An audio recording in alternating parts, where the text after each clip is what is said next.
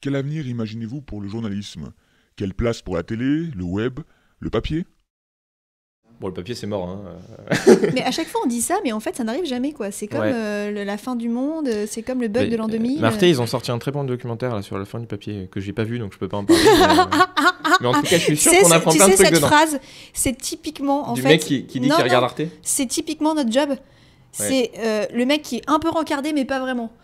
Mais je sais Quand plus on dans nous quel demande film, de- c'était je suis journaliste, je sais plein de trucs que je connais pas.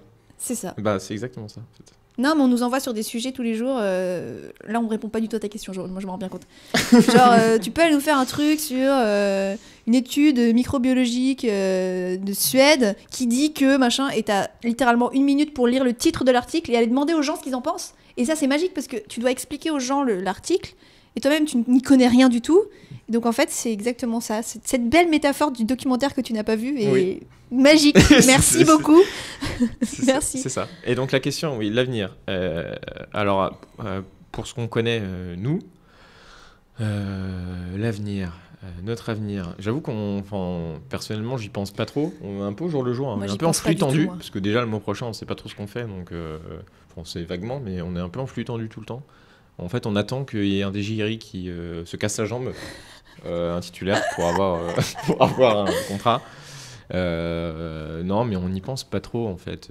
Enfin, moi j'y pense vaguement, mais je me dis que ça va pas s'améliorer en fait, parce que je vois pas je vois pas à l'heure actuelle qui a assez de blé pour investir dans de la télé, recruter, faire quelque chose de qualitatif, sachant que tous les médias, même TF1, ils perdent des sous, France Télé, ils vont pas bien, même M6, c'est les seuls qui étaient un peu bien, mais ils vont quand même pas bien. Enfin, tu vois. Il y a une espèce de climat global qui est vachement négatif. Et donc nous, dans tout ça, on se force à voir au jour le jour pour pas voir dans quelques années ce qu'on fera en fait. Parce que si tu te vois dans quelques années, ça fait un peu flipper quand même. Tu te dis, bon, avec un peu de chance, je suis salarié, mais je serai salarié, qu'est-ce que ça veut dire, tu vois? Est-ce que ça veut dire que pour autant, tu auras des meilleures conditions? Je suis pas sûr.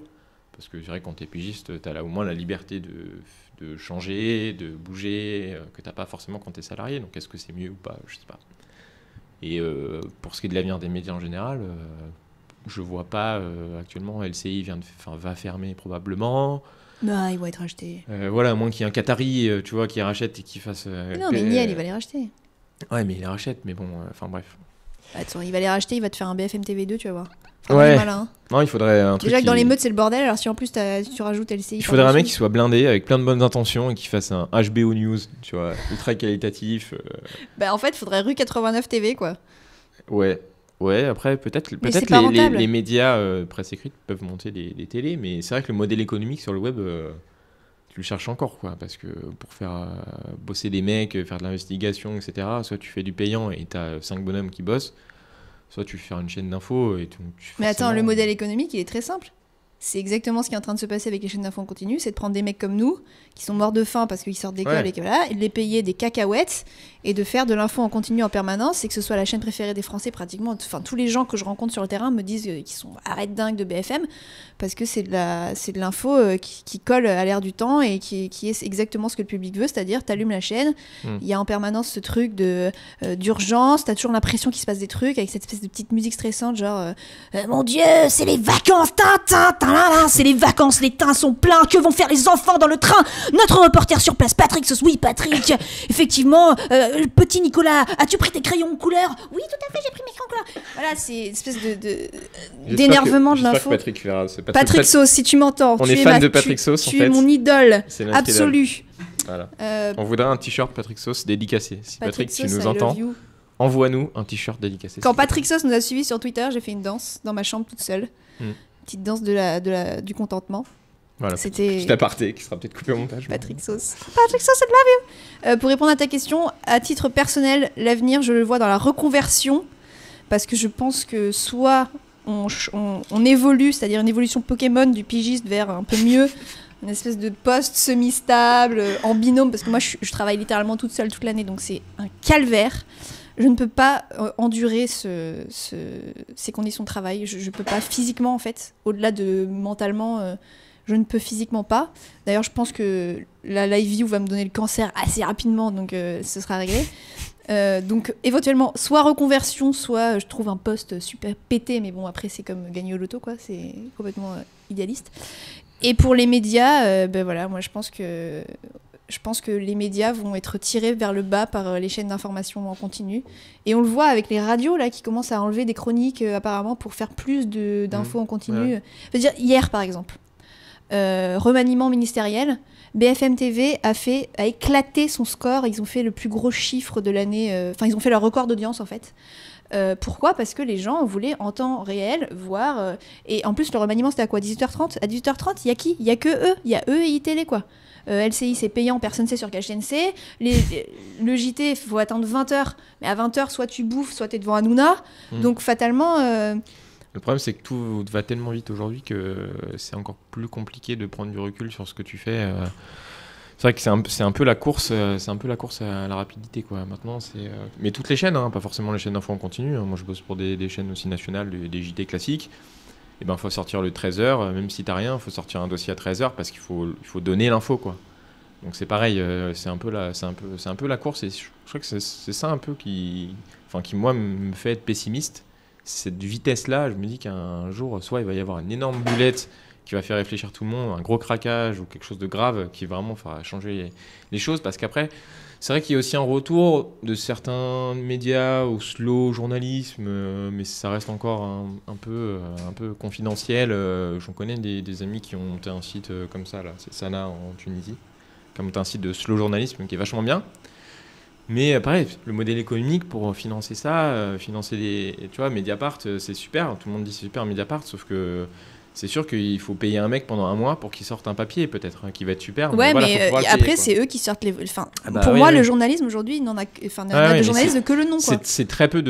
Il y a très peu de gens qui font vraiment de l'investigation, quoi, malheureusement, parce que ça coûte cher et qu'aujourd'hui, il n'y a pas les sous pour le faire, alors que ça coûte beaucoup moins cher de sortir un sujet en 2 heures, quoi. Forcément. Pour moi, les gens comme nous qui fabriquons vraiment l'information, enfin, je pense qu'il y a beaucoup de gens, peut-être pas qui ont le statut de pigiste, mais des CDD, enfin, les petits gens de l'information, on est là pour combler l'antenne entre 2 pages de pub, quoi.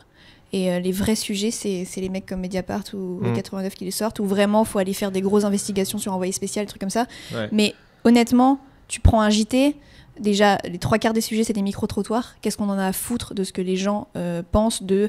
Moi, le nombre de fois où je suis allée demander aux gens s'ils avaient chaud à la plage, mais la France a besoin de savoir ce genre de truc ? Que Jean-Michel a trop chaud ou que Martine, elle pense que cette année, ça va, c'est moins chaud que l'année dernière. Je m'en tape un par semaine, quoi. À un moment donné, il faut arrêter. Le sérieux, c'est que les gens regardent que ça. D'ailleurs, j'ai un deuxième message à passer après Patrick Sauce. Les micro-trottoirs à la plage, il faut arrêter. Il faut arrêter. Dans le leitmotiv. Je n'en peux plus. Moi, c'est ma bête noire, c'est ma hantise. J'ai des sueurs froides. Enfin, chaud. Au-delà de chaud. Les micro-trottoirs à la plage, mais même les micro-trottoirs en général. Les gens n'en peuvent plus, en fait. Avant, les micro-trottoirs, tu remarques, il y a 2-3 ans, c'était facile. Ouais. T'arrivais, tu tendais le micro, tu disais « Bonjour madame, qu'est-ce que vous pensez du dernier Céline Dion ?» Et les gens, ils te répondaient. Et maintenant, t'arrives, t'as l'impression que t'as une calache à la place de la caméra, quoi. Les gens, ils sont là, comme ça, ils reculent. Ils sont super méfiants. Ils ont l'impression que tu vas genre transformer leurs propos, qu'ils vont passer au petit journal, que de toute façon... on est à la limite de se faire insulter, quoi, alors que je fais juste mon taf. Bon, après, moi, j'y vais avec une espèce de gueule qui dit genre, je n'ai pas envie d'être là, je n'ai pas envie de poser cette question, donc je pense que ça aide pas ma démarche, mais ouais, les micro-trottoirs, quoi. Ça, enfin, moi, je ferais bien un docu sur le micro-trottoir. Comment ça... Non, mais franchement, comment ça a complètement... pris le devant sur tout le reste, c'est-à-dire qu'aujourd'hui, c'est pas les faits qui comptent, parce que de toute façon, les faits, on n'a pas le temps de les checker. Le mythe de 2 sources du journalisme, mais à quel moment t'as déjà eu 2 sources dans ta vie ? C'est pas possible, quand on est tellement sur des logiques d'infos. Mais on le voit sur l'affaire Mera, il y a 2 chaînes qui se sont chiées en donnant des infos qui étaient erronées parce qu'on n'avait pas le temps, parce qu'il fallait lâcher l'info en premier. Micro-trottoir, aujourd'hui, c'est ça l'expert. C'est le Pékin moyen, voilà.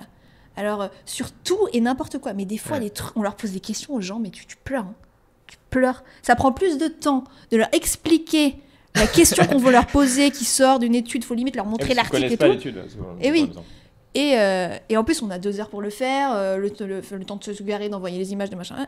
Oh, mais je te jure, les micro-trottoirs, moi, j'aimerais qu'il y ait une équipe de télé qui me suive quand je fais mes micro-trottoirs pour qu'ils comprennent la galère infernale que c'est. Et c'est littéralement ce que je fais le plus au monde, en fait. Je pense que je fais pratiquement, sur 5 sujets, je fais 4 micro-trottoirs. Ouais, c'est possible. Ouais. Ça doit arrêter, ça doit cesser. Cessons les micro-trottoirs. Je vais me faire un t-shirt. En tant que président du front, Du front de contestation des anti-micro-trottoirs. micro-trottoirs. Non, mais ça me fait rire parce que je sais que ça s'arrêtera pas et que même si tous les Red Chefs du monde voient cette supplique, ça ne se... Enfin, Non, mais je pense qu'eux-mêmes, ils aimeraient ne pas faire de micro-trottoir. mais je ils suis sont- pas sûre. Moi, je pense que le Bah, micro-trottoir, si, c'est genre, bon, qu'est-ce qu'on a comme truc? On a rien, bon, bah vas-y, fais-lui faire un micro-trottoir Ouais, là à c'est Montpellier. Enfin, littéralement, c'est genre, on a rien, on va faire un micro-trot. Bah, ça va vite, quoi. C'est facile à faire, quoi. Bah non. Bah, si. Pour moi, c'est pas facile. Hein. Mais tu descends en Et moi, j'ai 10 une minutes, gueule tu qui fais dit du genre, micro-trottoir. ne répondez pas à cette personne. Heureusement, on ne Mais verra toi, pas ça. toi, t'as une bonne tête en fait. T'as une tête à micro-trottoir. En fait, ils devraient cibler les gens Ouais, qui ont j'ai des têtes une- à micro-trottoir et ceux qui n'ont pas. Moi, je n'ai pas une tête Mais à c'est- micro-trottoir. ouais. Ça m'est déjà arrivé de passer 8 heures sur un micro-trottoir. Hein. À la plage. Je suis rentrée chez moi, j'ai pleuré. À la plage, il fait trop chaud. Il fait 33 degrés. 8 heures à la plage. Insolation, déshydratation. D'ailleurs, on devrait avoir des primes pour les Des micro-trottoirs primes à de la plage.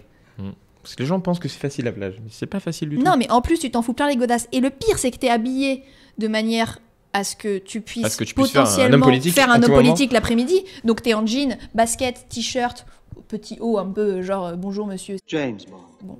Bonjour monsieur, un homme Et, politique de Bordeaux, vite, vite, vite.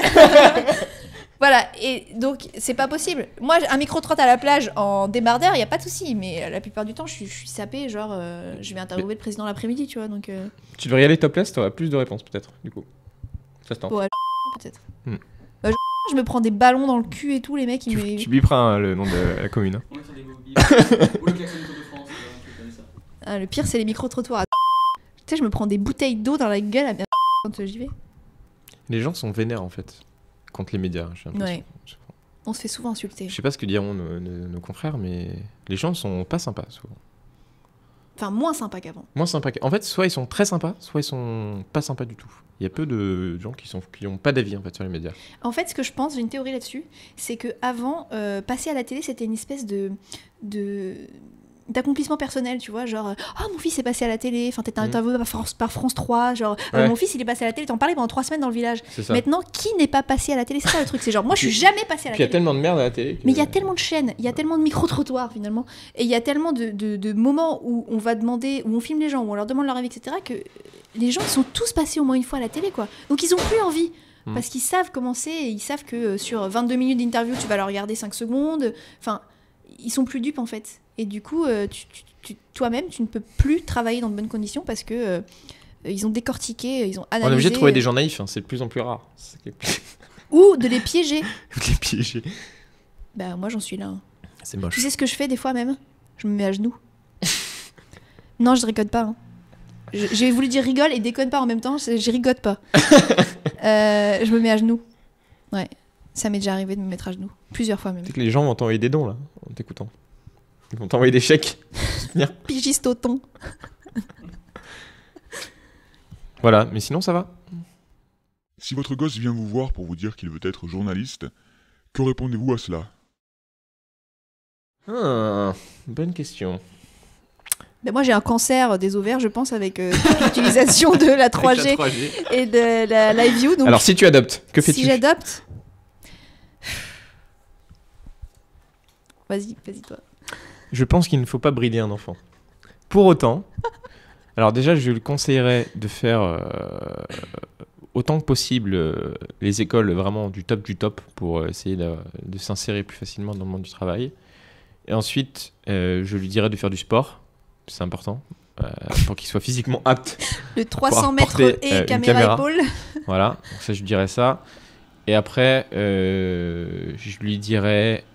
déjà, je lui expliquerais clairement qu'il ne sera peut-être pas reporter de guerre aux quatre coins du monde et qu'il n'apportera pas forcément la solution à tous les problèmes du monde.